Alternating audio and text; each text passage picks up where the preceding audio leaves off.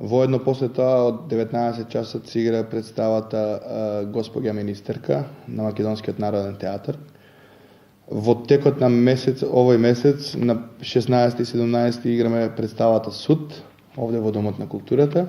Имаме на 16 мислам акција со секоја трета карта, четвртата гратис.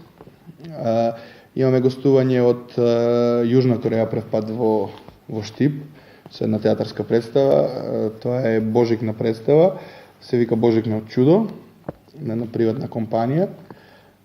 Потоа имаме на 18 ни гостува Кумановски театар со една хит комедија, Бегај жена ми доаѓа.